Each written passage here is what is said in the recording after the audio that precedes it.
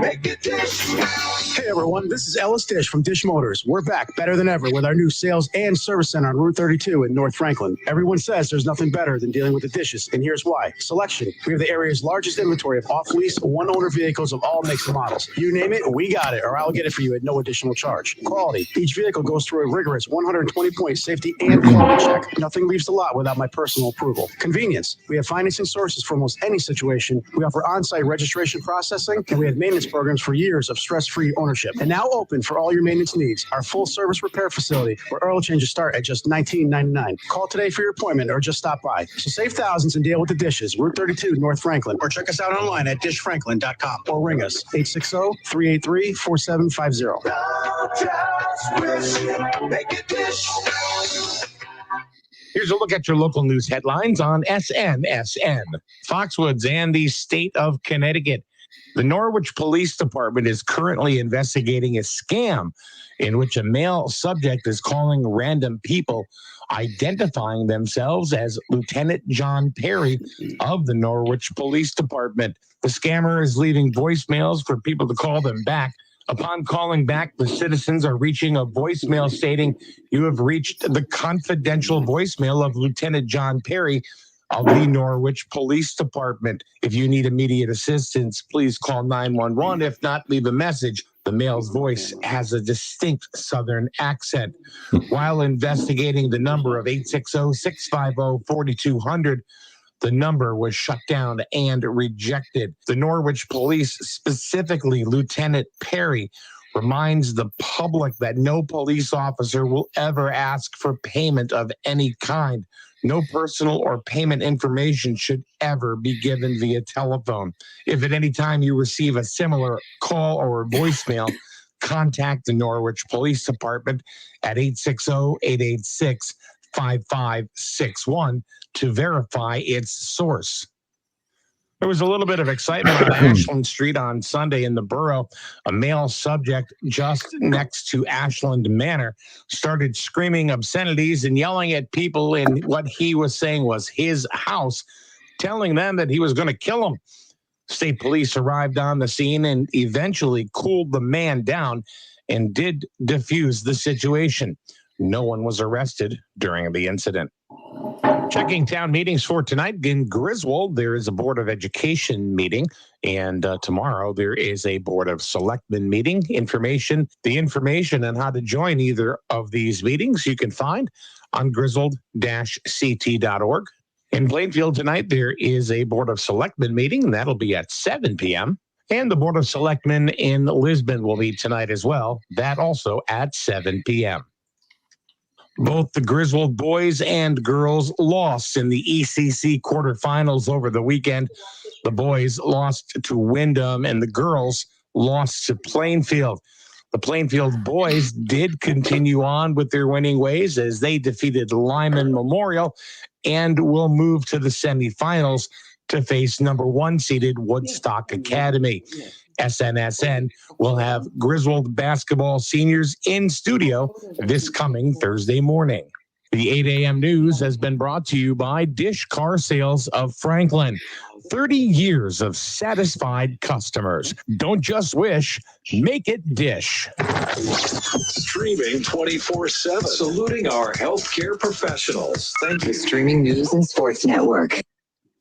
And good morning, everybody. Welcome back to the show. It's 4 minutes after 8 o'clock. Today is Psychic Tuesday, where we have our psychics Lisa and Tina going to come in after 9 o'clock this morning and tell you your future and all of your great fortune after 9 o'clock. But right now we have a special show the subject that I've wanted to get into for quite some time. And it's just interesting to me. It's a situation that I may have had or may not have had. It really, it's all up to interpretation, I guess you could say. But this morning we have a couple of gentlemen on the stream with us this morning. One is a gentleman from California by the name of Darren Swanik. Darren, did I say your last name correctly? You did, Mike. Thank you. And so thanks for joining, especially it being 5 a.m. out in California. You look like you've been through makeup already this morning.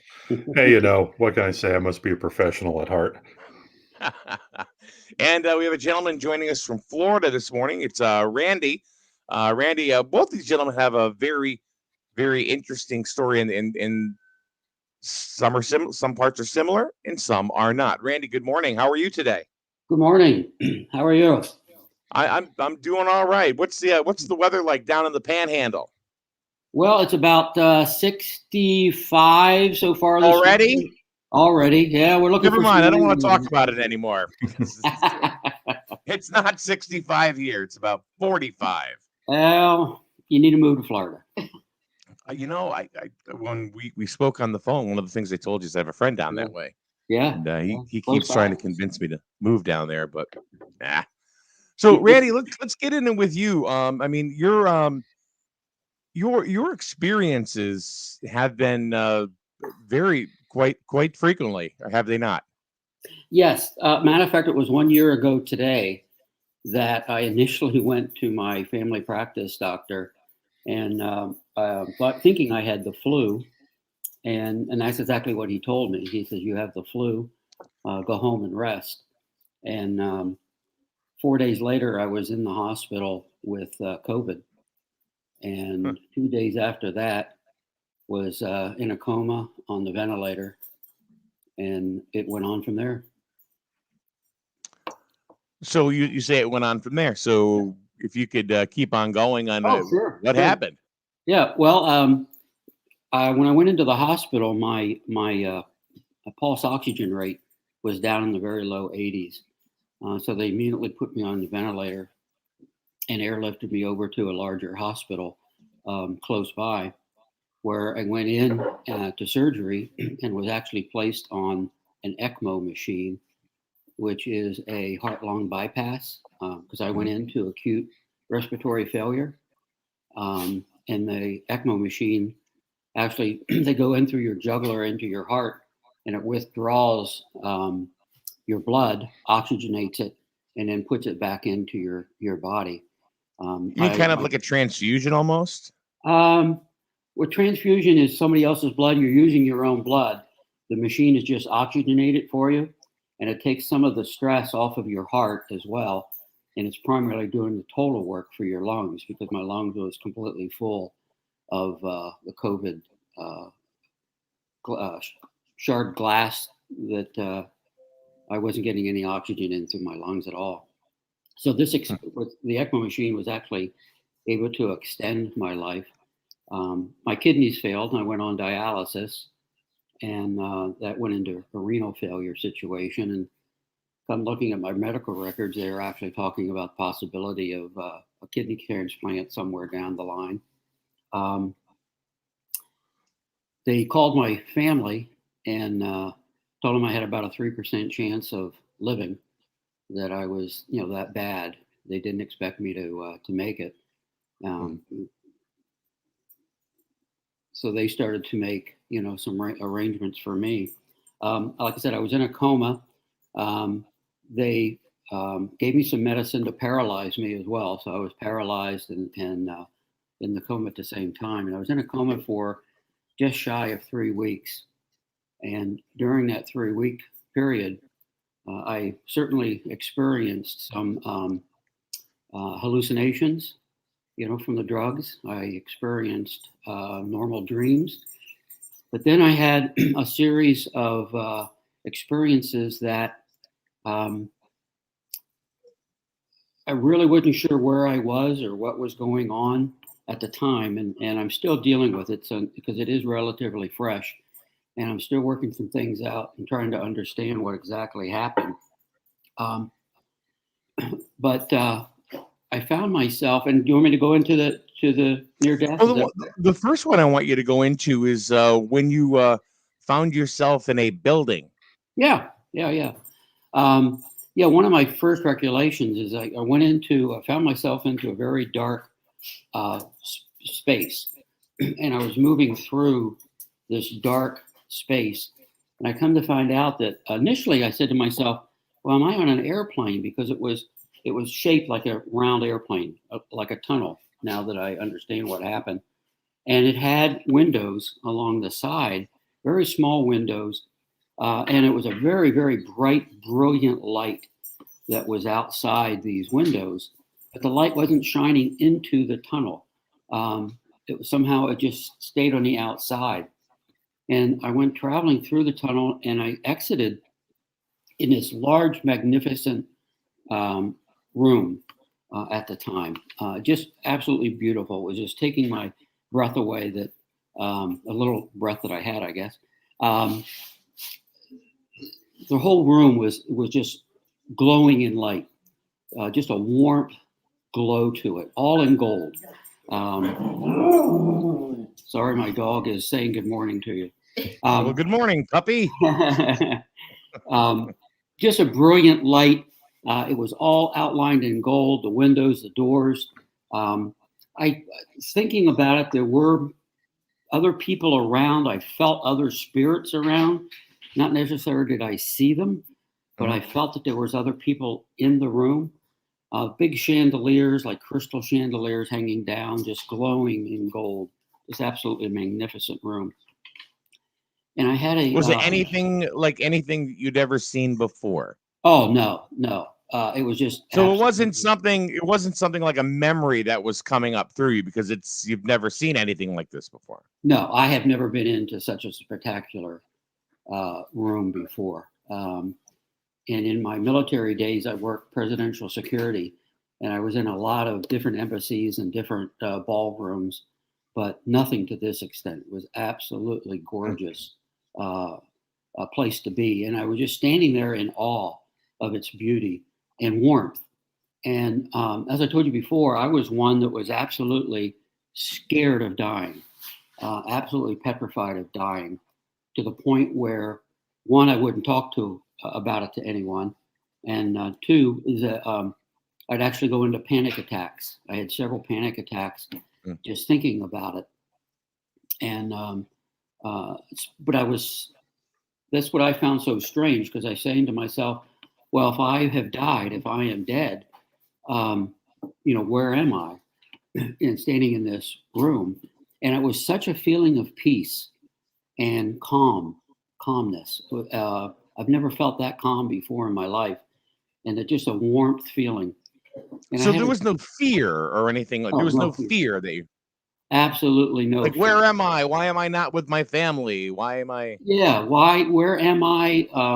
Trying to take in this beautiful area, a room or hall that I was standing in. Trying to take all that in and trying to just understand, what is happening to me. And I had a gentleman walk up to me, and I just remember him from the waist up. I don't think that he didn't really have legs. And he was dressed very nicely. And he commented on the beauty of the room. And I said, oh, yes, it's absolutely spectacular. It's absolutely beautiful. And he said to me, he said, well, you're not supposed to be here. And, I kind of looked at him oddly, I guess. And he says, no, he says, you're not supposed to be here. You have to leave. So I left, and when I turned to leave, these huge, magnificent doors were in front of me, just gold-plated, the glasses outlined in gold, and they just glowed. They were so bright, and they were two very big, large double doors that opened up. And so I walked out of the hall and down about 3 or 4 steps, and I found myself I looked up. I remember looking up, and it was just an absolutely beautiful city that I was standing in, just gorgeous. The streets were meticulously kept. The grass was just, in the green area, the parks, it just was magnificent green. I've never even seen the color was so bright like that, So it was that I saw perfect. before. Basically, it was just perfect. Perfect. I mean, it's absolutely perfect. And again, I felt other people around me. I felt spirits around me. I got the feeling that maybe I was a lost soul, that I wasn't supposed to be there. they didn't expect me to arrive. And they didn't quite know what to do with me, I guess, because they sent me out onto the street, and I started wandering around the streets of this beautiful, beautiful city. And I remember suddenly getting scared because I got lost, and I wasn't sure how I was going to find my way back to where I needed to be. Wasn't really sure where that was either, but wasn't because I was by myself and alone. And I found myself laying in the gutter beside a road, and I felt people were walking by me. I didn't see anyone, but I could feel their presence, that they were walking past, and I couldn't figure out why they weren't stopping to help me. And how am I going to get back? How am I going to find my way home? Do you think maybe they couldn't see you because you were not supposed to be there? Yeah, I mean, they either ignored me because I wasn't supposed to be there, or as you said, they couldn't see me or maybe even hear me, because in my mind, I'm speaking out to people and they're just ignoring me. So I looked around, and all of a sudden appeared this magnificent staircase, this long, white, magnificent staircase that went up into the clouds and through the clouds and on up into the sky. And I said, well, if I can make my way over to that staircase, maybe I can climb up high enough that someone will actually see me. So I went over and I started to climb the staircase or crawl up the staircase.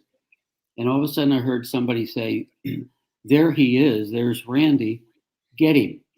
And it was just like somebody grabbed me by the back of my shirt collar and just swished me off of those steps. And I was gone. I left that entire city, and everything went, dark. My consciousness kind of stopped at that point. What was the next thing that you remembered or came to mind after that? Yeah, a very similar experience. Again, I won't spend a whole lot of time on it because I found myself. Before you get into the next one, I want to talk to Darren a little bit. Yeah. And then we'll come back to you. Okay. Darren, your situation, your experience, a lot different. Yeah, a lot different, and I'll comment on that in a few minutes. My incident happened just about a little over 5 weeks ago. I was out grocery shopping, and I remember I was talking to the cashier, the cashier woman who was helping me check out. She was ringing up my groceries, and I slid the debit card to pay for it. She put the bags in the cart. I pushed the cart outside. Walked by a whole bunch of people, walked up to my truck, took the groceries out of the truck, put it in, put the cart back in the corral, got in my truck, and drove home. Of course, the reality of what happened was while I was in the checkout line talking to the man who was helping me, I had a fatal arrhythmia and essentially dropped dead right there. Now, since we last spoke, one of the things that I've been doing is I've gone out to meet. I found out who of the various EMTs, paramedics, firefighters, police who came out to help revive me. And originally I told you that I was told when I woke back up that I was out they took about 20 minutes to revive me. I found out they were working on me for 40 minutes until they got me stabilized. I was told that I was dead for about 8 to 12 minutes. And again, it was a fatal arrhythmia. It's also called sudden cardiac death, which I'm guessing was so final that, as I'm standing, they had to put the other thing on my discharge papers. Now, when they went in and checked me, there are no blockages in my heart. There was no sign of a heart attack. It was something electrical that just shut me off. And again, my experience was a lot quicker, but at the same time, it was profound on me because I went right from that memory of getting in my truck and driving home to a nurse asking me if I knew where I was. And it was 3 days later, and I'm opening up my eyes, and I was like, I'm at Cedars-Sinai. And she said, no. I said, you're at St. John's Medical Center. I said, oh. And she's like, I can't remember what she told me what I had. I think originally I thought I was in an accident because my memory switched right from the one to the other. And as soon as I was coming a little bit more off the drugs they had me on, I remember I looked at them and I said, "What happened?" And they said, "Well, you had you had a cardiac arrest." And I'm like, "Wow." I said, "How long was I out?" And that's when they originally told me the time, and I was like, "Was I dead?" And they were like, "Yeah, you were dead for about 8 to 12 minutes." And I'm like, "Wow." And I said, "I feel totally cheated." I said, "Where are the choirs of angels? Where's the lights? Where's the tunnels? There's nothing there." I said, "It's like I went in, all I was doing was my chores." But it was really right after that experience. I really wanted to try to capture everything before it shot out of my memory. And what I was told was that the first responders did work on me for about 40 minutes to get me stabilized. There was something in my heart rhythm that it kept on going out and it kept on fading, but they kept seeing something that made them think, okay, let's keep working on this guy because he's not done yet. And I spoke to the one paramedic who, he had told me, he said, "I'm the one who found your pulse." And he said, they couldn't find it on my wrist or on my carotid artery. He ended up finding a brachial pulse. And he says, "I rode with you all the way to the hospital." He says, "As soon as you came back, it was a good, strong beat." And, again, they got me to the hospital, put me into a hyperbolic coma for 2 days, chilled my body temperature down. Um, Spent about a day bringing me back out. And, the way they did it was my girlfriend had told the hospital, because of course she had to live through the 3 days of not knowing, was I going to live the night, the day, Right. was there going to be brain damage when I woke back up? And, she had told the hospital when they said, okay, we're going to be bringing him up out of the coma. And she said, Darren has two fears. One is having a tube down his throat, and the other one's having his hands bound up. And I'm about 6.5 feet tall. So other doctors have told me, they said, "Oh, yeah, they don't know how you're going to wake up. So they actually bind your hands down." And from what I was told is that, and I have no memory of the first day, the nurses were bringing me up out of the coma. They would say, "Blink your eyes, squeeze my hand, wiggle your toes." And they said right about then I would start getting agitated. And essentially they went, "Night night," and they dropped me back out again for another 24 hours. But when they did wake me up, and like I said, I was conscious of it.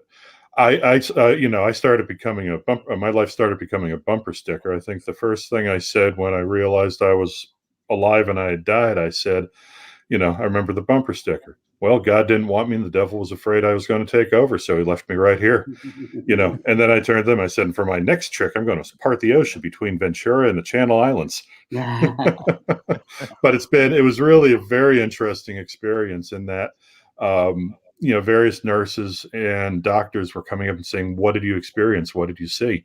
And, again, one of the things that I remember I did very clearly when I was they had moved me out of ICU, put me into CCU, and I'm sitting there in the bed, and this all is feeling completely surreal.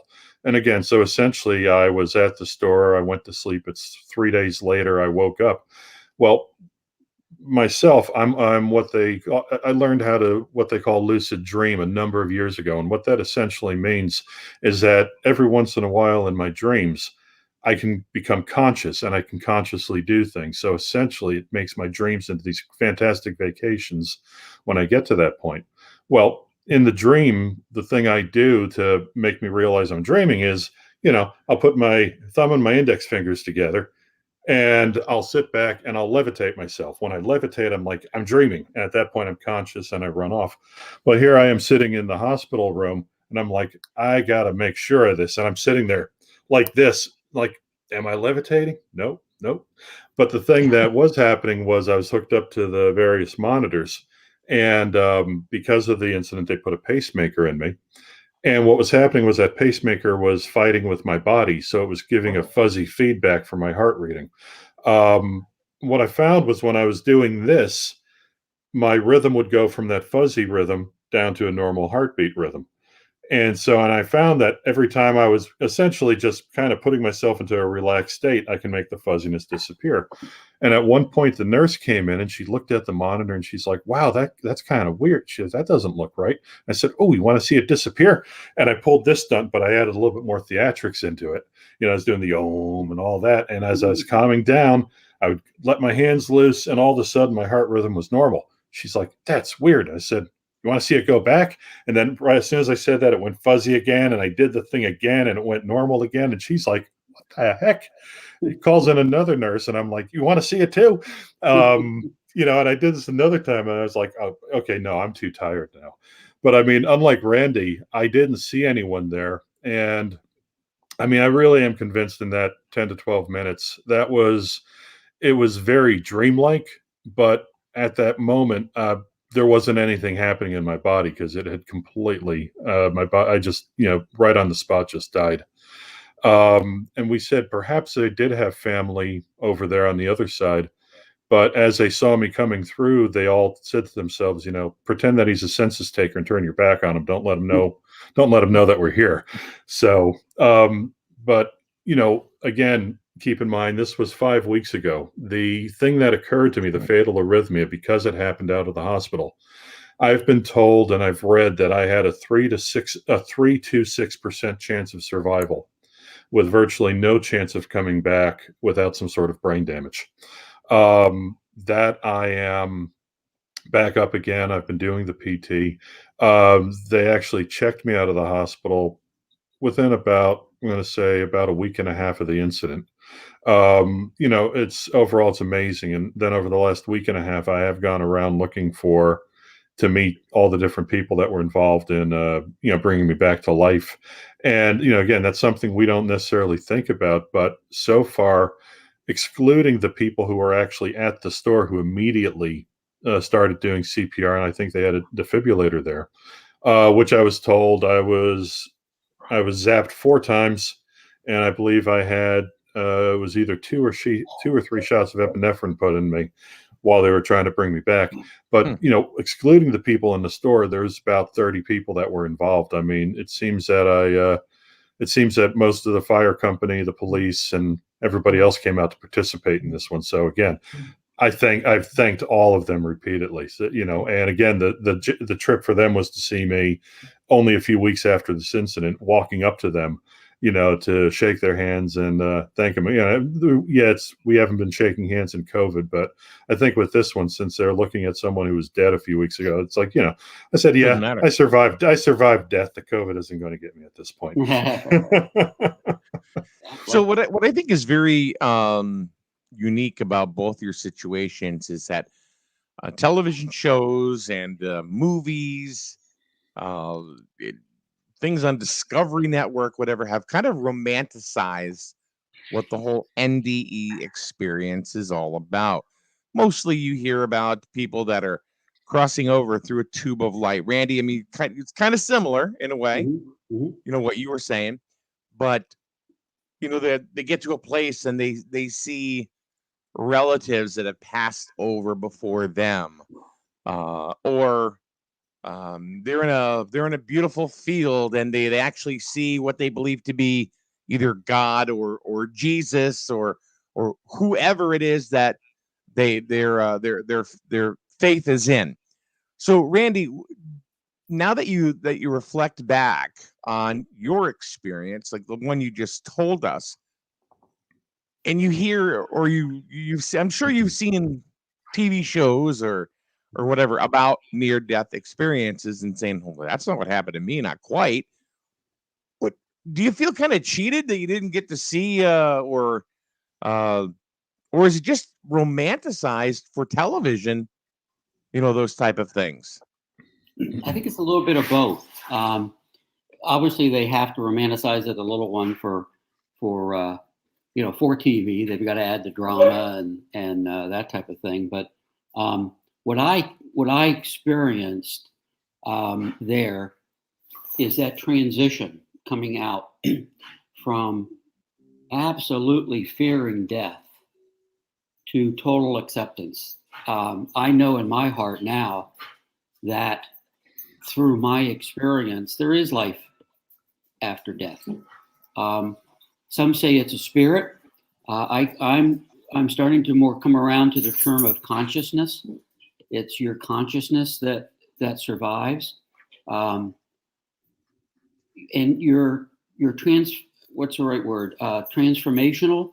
I think you can change the look of who you are. Your body wise. You can be an invisible spirit, or as I said before, and I had another encounter with an individual where you only see half of them, and half of them is in a human form, and the other half is very almost spiritual, like long flowing robes and long flowing satin gowns, flowing in the wind and things. So there's some similarities to TV. I mean, certainly it's an area of great feeling of love and acceptance. And that can, obviously make very good TV nowadays. And that's what I experienced, just the calmness, being so calm and at peace. And even saying to myself, well, I must be dead. And that not frightening me. So you were cognizant of it. Oh, yeah. Yeah, very much so. Yeah. Because I remember thinking to myself, I've died. I'm dead. And I think it was a hallucination more than anything, but I don't think I've even told my family this one. I remember laying there at my viewing and laying in a casket. And they actually had our viewing, and this is why I'm almost positive it was a hallucination or a dream. You're talking about this part, the seeing yourself in a casket. Yes. Yeah, okay. It's because we were up at our house in Ohio. Down in Florida, we don't have basements. And I was sitting there asking myself, well, if this is my viewing, why did they stick me in the basement? Why am I in the basement? And nobody's coming to see me. But yeah, that was another experience. So I can easily tell the difference between what I, dreamt, what I hallucinated. As I said before, I watched dancing panda bears on the ceiling for a long time. And that was definitely a hallucination. But my dreams, my near-death experiences involved people that are no longer alive. Excuse me. And, that's my dreams involved that. They involved my family and relatives and things that are still with us. And that's how I kind of separated the two. But TV, I think, dramatizes a little bit, but there's a lot of truth to that of the love and the comfort and the calmness and the transitioning of your life. I think there is a big transition there that we can go through. See, now you mentioned transition, and I kind of wonder, like you talk about the place that you were at. You were in a very magnificent, majestic kind of hall or building, and you were told you're not supposed to be there, and you see a big staircase going into the clouds. Do you think that maybe you were in a transitional area and that's when they said, get him, he's not supposed to be here? And then maybe that staircase was maybe you were going and you weren't supposed to. Go. Well, yeah, I think my whatever you want to call it, spirit, my consciousness did travel into the afterlife, and I wasn't supposed to be there. And I went into that hall. I believe we had talked before, that hall of records that so many people have described that look that way, the brilliance of gold and light and things of that nature. Now, I didn't see any books, but I understand a lot of people have. And I think I just surprised them because I wasn't supposed to be there. And it was like, you got to leave. We're not ready for you yet. So that's why I was kind of sent out.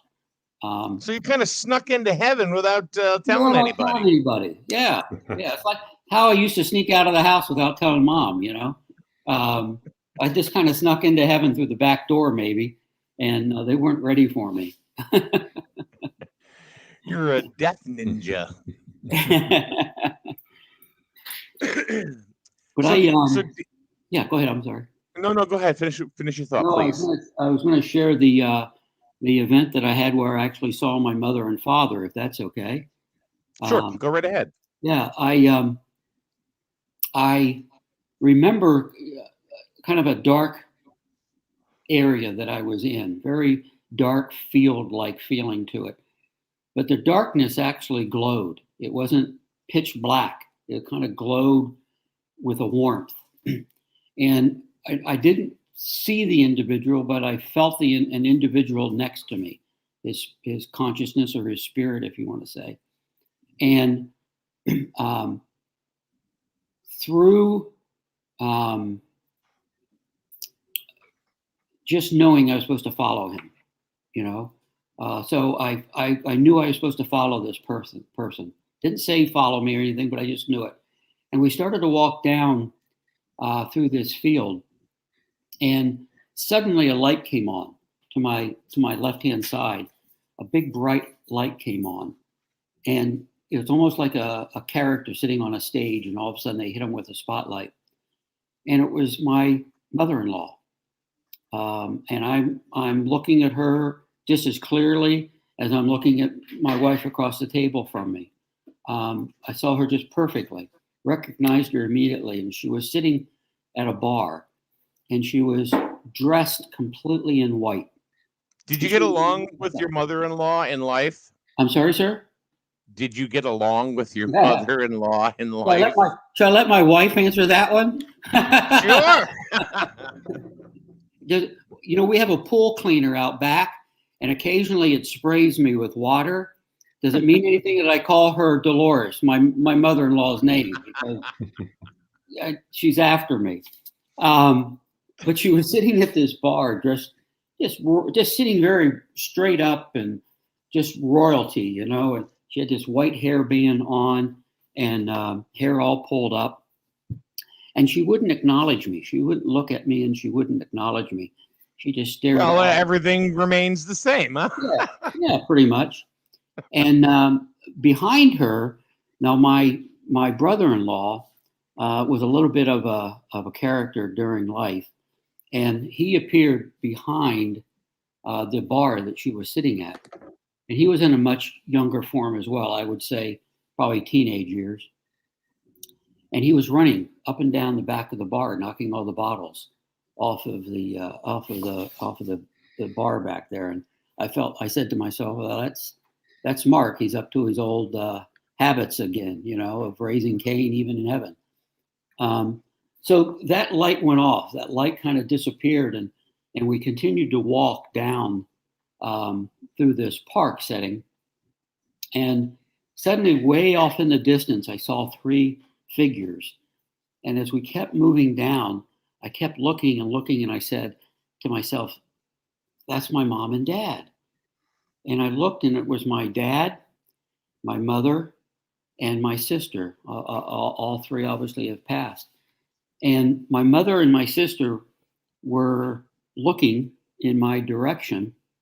My father looked quickly and then looked away again. And again, they wouldn't acknowledge me. And I couldn't figure that out. Why wouldn't they acknowledge me? Why wouldn't they welcome me? Why are they just ignoring me?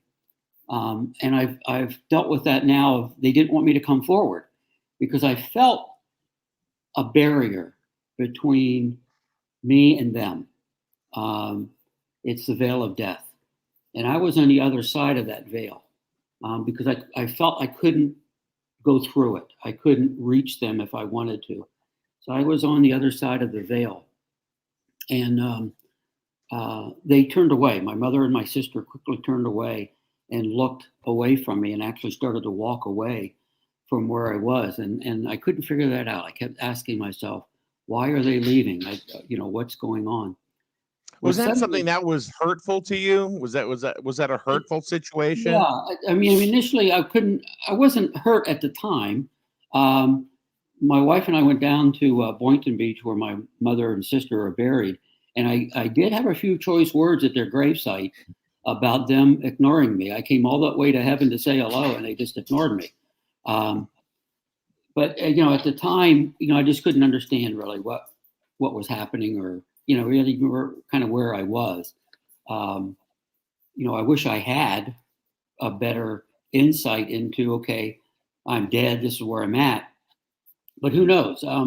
Maybe that was the afterlife's way of telling you that this is not your time. Kind of Yeah. what Yeah. you experienced before you went up that, as you described, that white staircase where they said, "That's Randy, get him."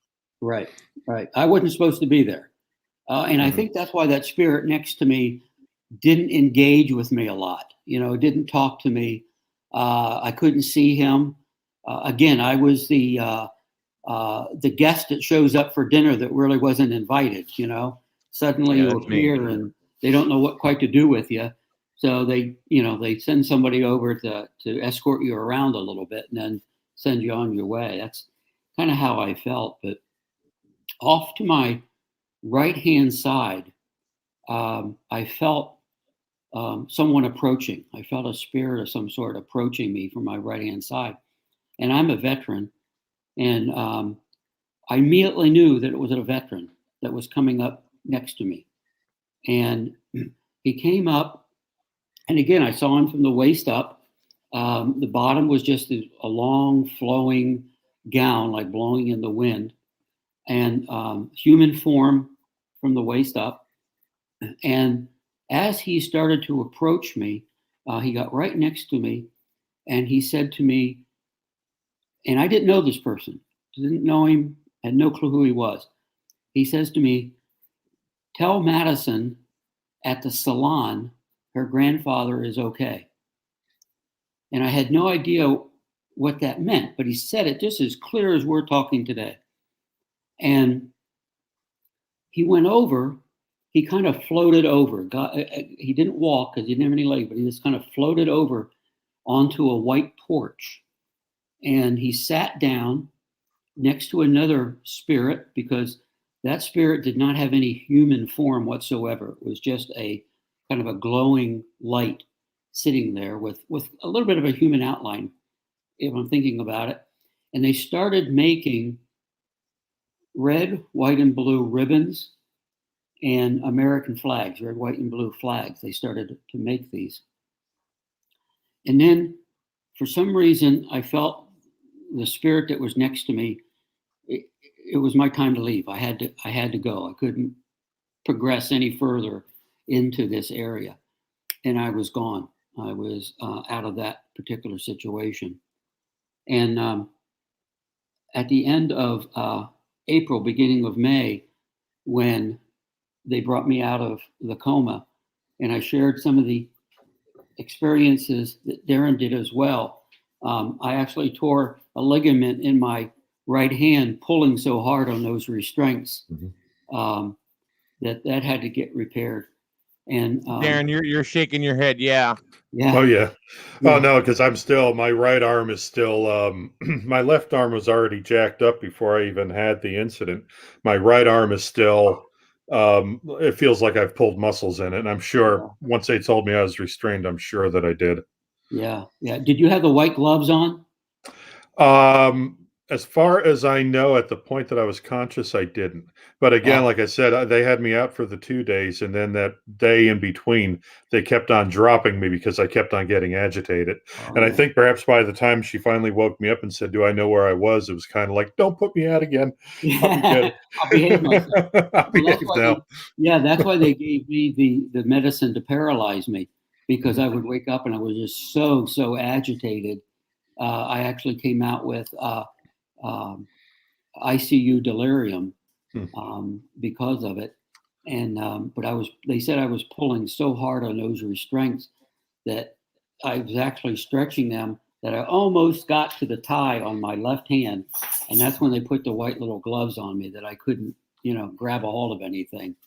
And those were good times. But like you, I went back and I visited all of my nurses and doctors and technicians that worked so hard, because I was the first person to survive COVID out of that hospital. And so it was pretty miraculous that, I was able to walk out.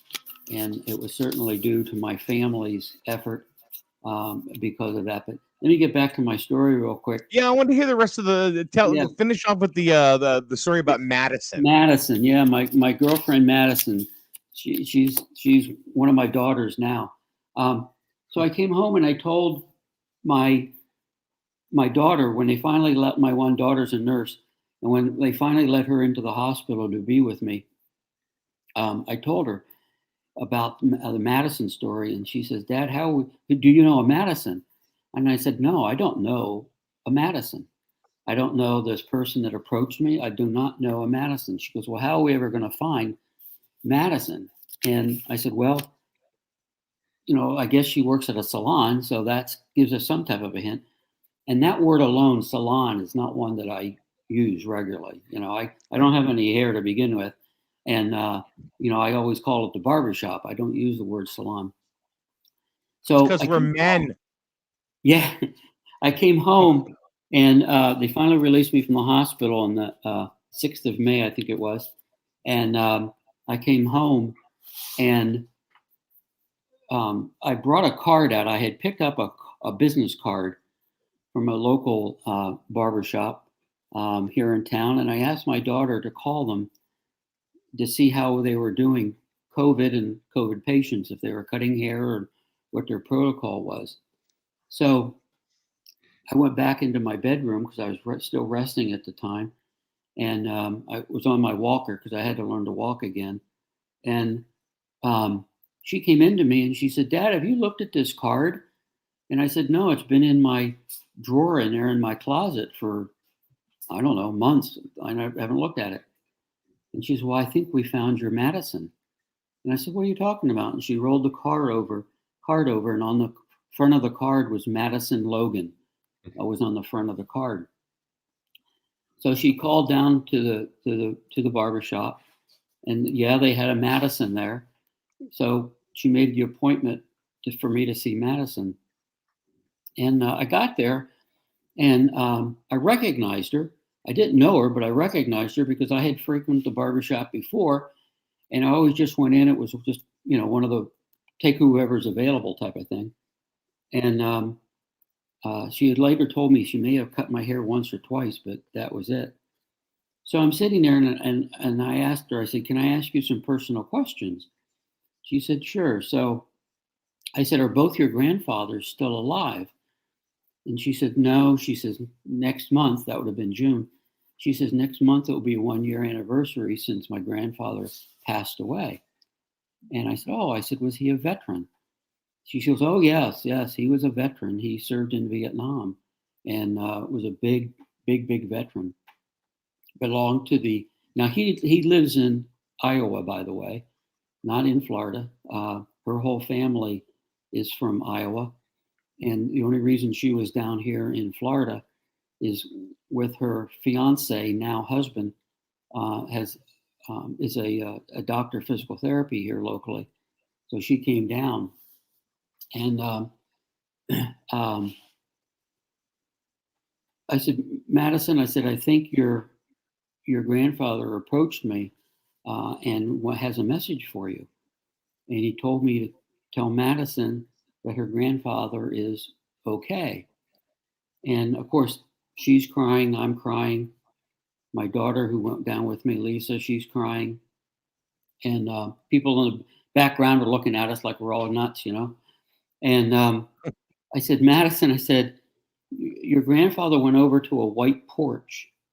Is that significant?" And she said, "That would have been his house." She said he had a white porch at his house in Iowa. And after he retired, he would sit on the white porch and talk to people as they would go by. And I said, he was making, I said, he and some other figure were making red, white, and blue ribbons and flags. I said, "Is that significant to you?" And I'm telling you, she took a step back from me and her eyes got as big as saucers.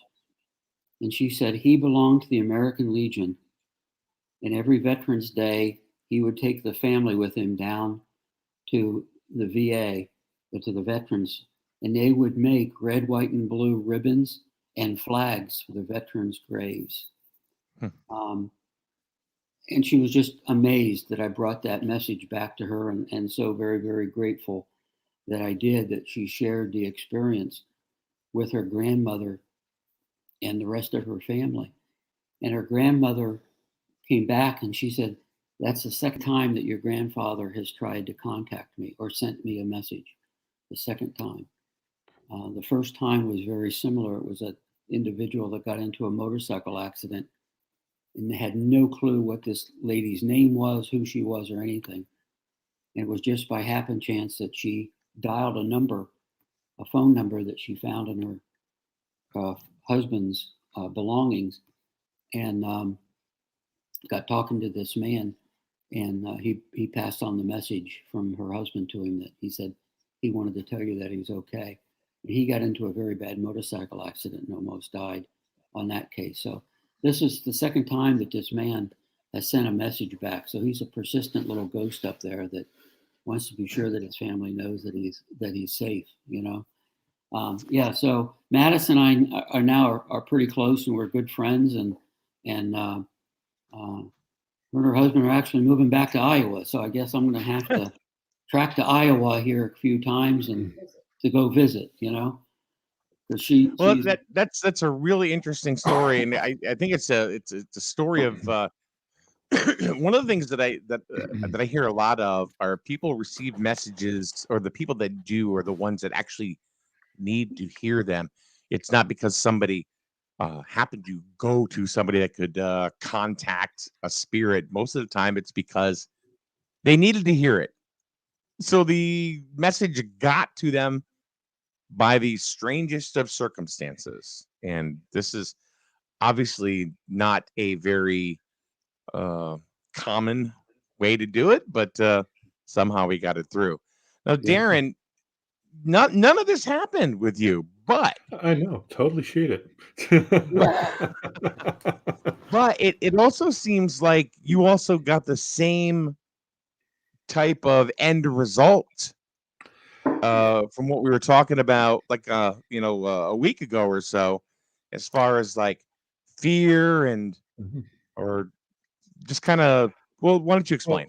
Yeah, for me, and again, I might have got into a little bit of the conversation. I mean, I've been having what they'd call supernatural experiences most of my life. So for me, that point of death, which, you know, prior to that, I was always a little bit fearful. I was always a little bit fearful of the actual act of dying. I've never really been afraid of, or I've always believed that, you know, there is that veil. Once you go onto the other side of the veil, in some ways it's just like living. And for me, like I said, it was just like a dream. And I'm sure if I was there longer, I would have eventually done this and levitated, and then I would have been off to the races. But for me, it had happened so fast, I actually had no idea what had happened. And that was the thing, was when I came back, the pain that I felt was obviously, you know, where they were doing the CPR in my chest. I thought they broke my ribs, but they actually didn't. It was just the actual, as one of the paramedics said, you know, when you push down, you hear the snap, you know, you're doing it right. So it was just, you know, jostling up things a bit. But really, you know, after this experience, I was like, you know, I have absolutely no fear about, you know, what comes next. And, you know, it's just like, yeah, like I said, the crossover, absolutely no idea, no sense of pain, no anything. When I even looked back, it was funny because I can even remember feeling the sun's warmth on my skin when I was outside. But I wasn't, you know, again, that was all wherever I was in between. And again, since I started doing this, you know, I know they call them near-death experiences, and I've been joking, saying, yeah, there was nothing near about what I did. I trampled that line, you know, and you know, and as I've said to other people, I said I now have 2 birthdays and I own the Day of the Dead. So it's just like, you know, it's my way of just joking about this whole situation. But, you know, again, there's no, like I said, there is no fear about what comes after. I know that you have some doctors which will say, well, you know, the tunnel, the light, all this, it's the way your dying brain is, you know, dealing with the situation. And so for me, when I came back from this, I said, there was no tunnel, there was no light. And I said, I'm an incredibly imaginative person. I said, if that was the best I could come up with, I'm really disappointed in myself. So, I mean, that we can't yet quantify the things that we're experiencing doesn't necessarily mean it doesn't happen. And as I'm listening to the different stories from, like Randy and other people, when when you're exposed to this different level of consciousness, how is your mind going to take it? How's your mind going to represent it and translate it back to you in such a way that it's not going to be overwhelming? And I mean, for a person to experience something in the real world, I'll equate it to if you've lived in the country and you've suddenly gone to Manhattan, what are you doing as you're walking around the city? You're looking up like this because you weren't able to fathom the size of the buildings. And likewise, if you have a person from the city who goes out to the real country, not the suburbs, and they're out in the country for the first time and they look up on a clear starry night, they're mesmerized because they've never seen so many stars before. And that's kind of like what it's like when you suddenly expand out your consciousness. And there's a couple other things you can do on the planet that, don't have to be induced by drugs to get the same type of a feeling. Now, imagine when you're set loose from this life and all of a sudden you're into this incredible expanse. How's your unconscious really going to be translating it back to your conscious mind so you don't have that collapse? The last thing I really wanted to touch on was, Randy had said about how when he was in the coma, the thing after the first night that I was woken up, I had a nightmare the night after where I had a tube down my throat. My hands were bound. I was hooked up to machines. I needed to get through that night, and it was important for my survival. And at first it was a nightmare, and I woke up from it and, really freaked me out. I think I called up my girlfriend, which was about 6 a.m. our time, which, she's like, you know me better than this. What are you doing? Call me up at this time. I was just like, I had this nightmare, and she's just like, you're a lucid dreamer. If you have a nightmare like that, wake yourself up. You know how to do this. But right after that, I spoke to the nurses about it. And I'd said, when I was in the coma, was I put into a really deep sleep? And they're like, no, you aren't put into a really deep sleep. And I said, that's wild, because I said, what I experienced, I said, that was my coma. It's not in my conscious memory, but it did feed through my unconscious memory in a dream. The second night after that, I dreamt that I was freezing to the core, because again, they did drop me down. They lowered my body temperature and dropped me into a hyperbolic state. And then, I woke myself up out of that. And the third night I had another dream about being in the coma. But again, it's just like, it's amazing how you have an unconscious mind that some ways protects your conscious mind from overload.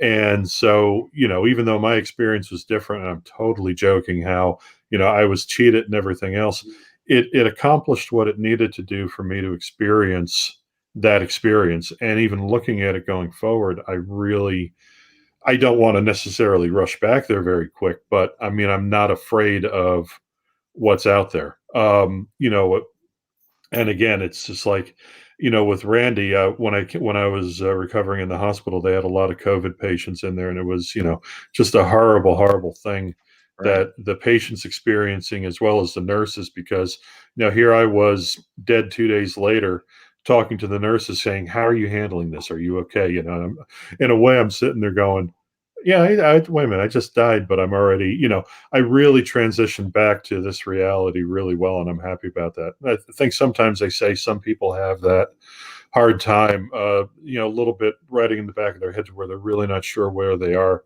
And I said, and luckily with my past experiences, I was able to establish this is where I am. This is real. I've woken back up. I've lived through this thing.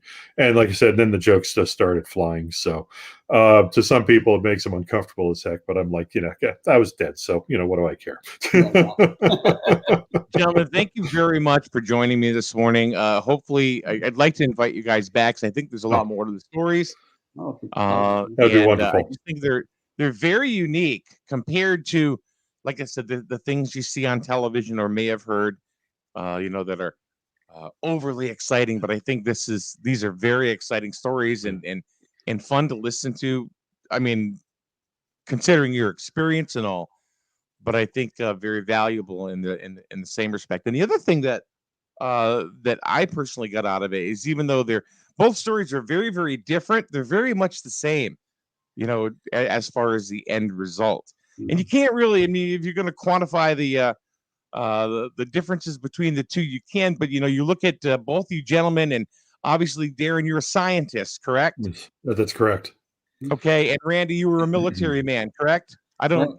We were career military man, or? Yeah, I did 20 years. Yes. Okay, so you guys are educated, and you have good minds about you to tell these stories. It's like it's hard to dispute that. So I thank you for your time. Thank you. And Thank I'd love you. to see you guys again soon. And please keep in touch in the meantime, so we can do this all again. Oh, fantastic. Thank you very much for having me. Thank you. Nice meeting Thanks, you. Darren. Thank you. Thanks, Randy. Thank you. Have a All good day. All right. All right. That was a really cool interview with Darren and Randy, and hopefully we will do it again soon. So Psychic Tuesday coming up. Lisa is in the building. Hey, Lisa, what are you doing? Come on over here. Who's coming with you? Where's Tina? Where's Dawn? Still getting her. She has her new doctor's appointment. Oh, okay. So that's a good excuse.